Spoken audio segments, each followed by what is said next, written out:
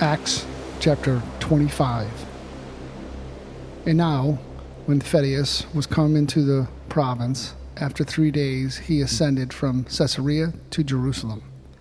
Then the high priest and the chief of the Jews informed him against Paul and besought him, and desired favor against him, that he would send him to Jerusalem, laying wait in the way to kill him. But Thaddeus answered that Paul should be kept at Caesarea, and that he himself would depart shortly thither. Let them therefore, said he, which among you are able, go down with me and accuse this man, if there be any wickedness in him. And when he had tarried among them more than 10 days, he went down unto Caesarea. And the next day, sitting on the judgment seat, commanded Paul to be brought.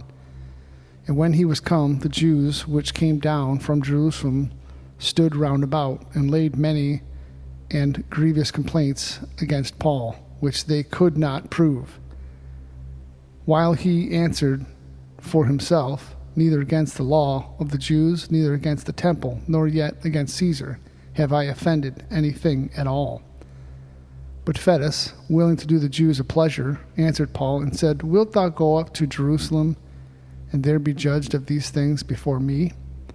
Then said Paul, I stand at Caesar's judgment seat, where I ought to be judged. To the Jews have I done no wrong, as thou very well knowest.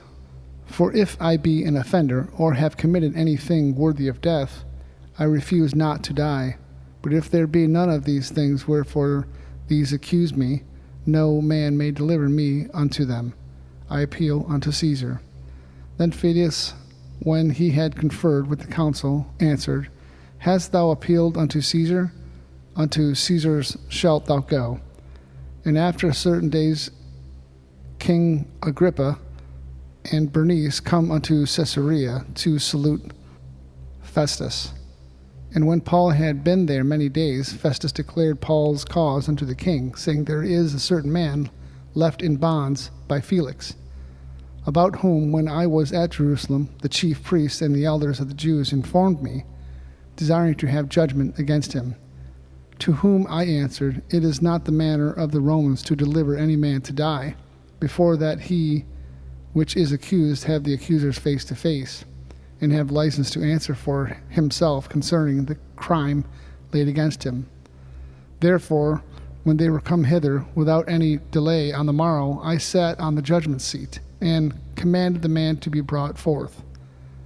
Against whom, when the accuser stood up, they brought no accusation of such things as I supposed, but had certain questions about him of their own superstition, and of one Jesus, who was dead, whom Paul affirmed to be alive.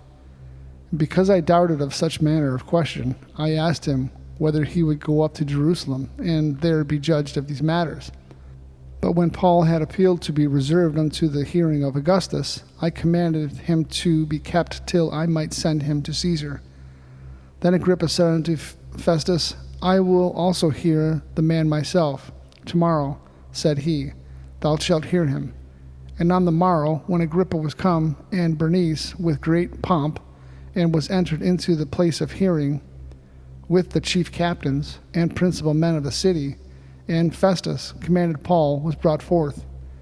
And Festus said, King Agrippa, and all men which are here present with us, ye see this man, about whom all the multitude of the Jews have dealt with me, but at Jerusalem, and also here, crying that he ought not to live any longer.